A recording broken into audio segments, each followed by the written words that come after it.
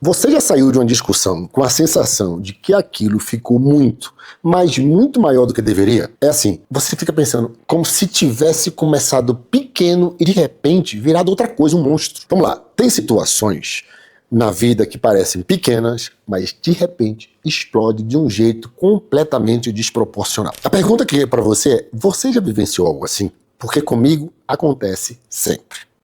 Vamos lá, o curioso é que isso acontece tanto em casa quanto no trabalho, se você parar para pensar comigo.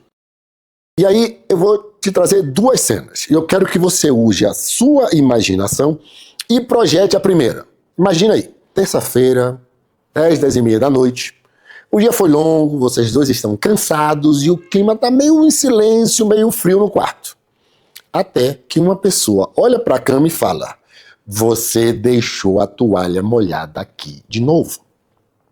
A outra pessoa responde sem dar muita atenção: depois eu tiro. Só que aí vem a segunda frase, a segunda pergunta. Você sempre fala isso e nunca faz. Você já parou para se perguntar que é exatamente nesse momento que a conversa muda? O tom muda, o corpo muda, o olhar muda. Aí a pessoa se vira e responde: sempre? Sério? E então pronto.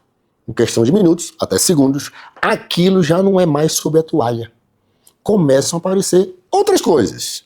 Situações antigas, pequenas mágoas ou outras interpretações. E quando a conversa termina, fica aquela sensação estranha nos dois. E aí vem a pergunta: como é que a gente chegou a isso aqui? Se identificou? Agora vamos levar isso para o trabalho, numa situação parecida. A cena é a seguinte, imagina comigo. Segunda-feira de manhã, reunião de equipe, algo super normal, né? Alguém está apresentando a ideia ou está explicando o plano, a estratégia. E no meio da reunião, uma pessoa ali da equipe levanta a mão e pergunta algo do tipo: você tem certeza que esse é o melhor caminho? Vamos combinar que a pergunta em si é válida e não tem nada demais. Mas ela foi feita na frente de todo mundo. Aí a pessoa que está conduzindo já responde: sim, a gente já analisou isso. Só que o outro insiste e diz assim: eu acho que tem um risco ainda aí que a gente não considerou, que não foi considerado. E daí, como no caso do casal que eu expliquei antes, acontece de novo. Algo muda. O clima já pesa. Aí a segunda resposta da pessoa que está apresentando já vem mais dura. Aí ela diz, ela ou ele, né? A decisão já foi tomada. A reunião continua, mas a energia já não é mais a mesma. No dia seguinte, o pessoal do trabalho percebe menos perguntas, menos participação, as pessoas começam a se retrair. Se identificou de novo, não foi? Isso também acontece comigo às vezes. São duas situações aparentemente diferentes, mas tem muita coisa em comum se você parar para pensar. Nenhuma delas, de fato, é sobre o que parecia ser. Isso que tem em comum. E aqui eu vou te explicar um erro muito comum. A maioria das pessoas acredita que os conflitos são sobre o tema que aparece na superfície. A toalha, a pergunta, o atraso, o e-mail. E a partir disso, aí elas tentam resolver a conversa nesse mesmo nível. Tentam explicar melhor, tentam argumentar mais, tentam ser mais claros. No trabalho, a pessoa pode dizer assim: talvez eu precise ser mais direto. Em casa, a pessoa se diz: talvez eu precise me comunicar melhor. Repare que a intenção nesse caso é boa, mas na prática, isso costuma não funcionar. Porque o problema raramente é o tema da discussão. O que está acontecendo ali, na maioria das vezes, é muito mais sutil. Lembre-se disso. Existe sempre algo invisível acontecendo em qualquer conversa. Quando alguém fala alguma coisa, o outro não escuta só as palavras. O outro escuta o que aquilo significa para ele ou para ela. E esse significado ativa memórias, ativa experiências, ativa emoções. Quando as emoções entram, minha gente, o comportamento sempre muda. Então, vamos lá. No caso da toalha, dificilmente é só sobre a organização. Aquilo pode significar algo do tipo: você não se importa comigo, ou eu estou sozinho ou sozinha nessa relação. Já no caso da reunião, a pergunta dificilmente é só sobre o plano, sobre a estratégia.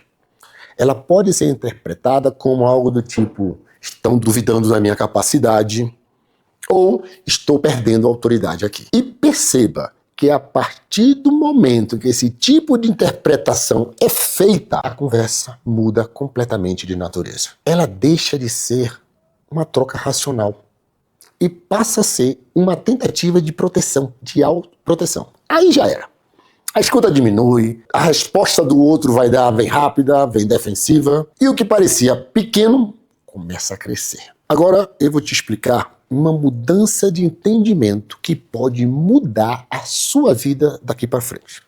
Anota aí, discussões não são sobre o que está sendo dito, elas são sobre o que está sendo sentido. E principalmente sobre o que aquilo representa para a pessoa. Então é assim, quando alguém reage de forma intensa, normalmente não é ao conteúdo da fala, é ao que aquela fala toca internamente na pessoa. Por isso que muitas vezes o que está em jogo numa conversa não é só sobre a conversa. É sobre reconhecimento, sobre pertencimento, até sobre o valor da pessoa, sabe? Em casa, por exemplo, pode parecer uma questão de organização, mas no fundo é uma questão de cuidado, uma questão de consideração.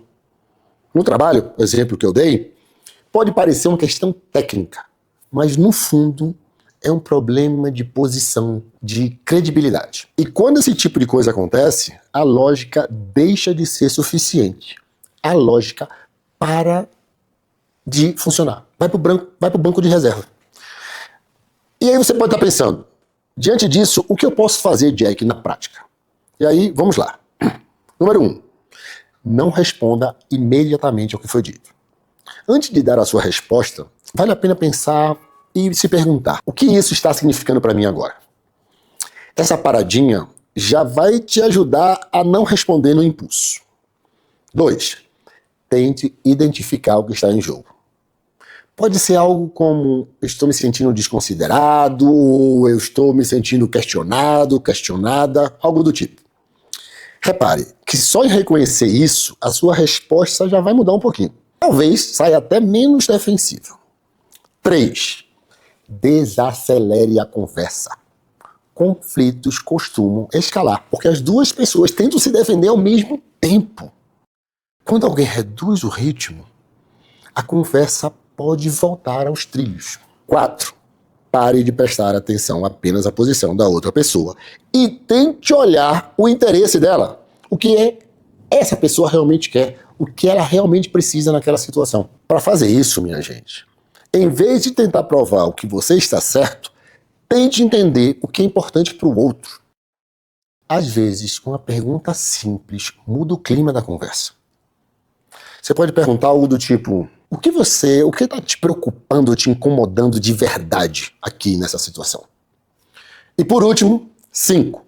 Escute além das palavras. Essa é uma das habilidades mais difíceis de incorporar, mas a que traz mais resultados sempre. A frase é só na superfície. O conflito realmente quase sempre é o que não foi dito. Bom, agora que você já sabe e já notou os 5 pontos, eu quero te deixar com uma pergunta, mas que pode mudar muita coisa nas suas conversas daqui para frente. Pensa aí e me responde. Na última discussão que você teve, aquilo era realmente sobre o tema que apareceu ou tinha algo mais profundo ali que não foi dito? Pergunta profunda, né? Eu sei. Mas se esse tipo de reflexão faz sentido para você, aqui nesse canal eu aprofundo exatamente isso. Como entender e conduzir conversas difíceis sem destruir relações importantes. Porque, minha gente, conflitos não são o problema. O problema é que quando a gente não entende o que está por trás deles, aí ferrou.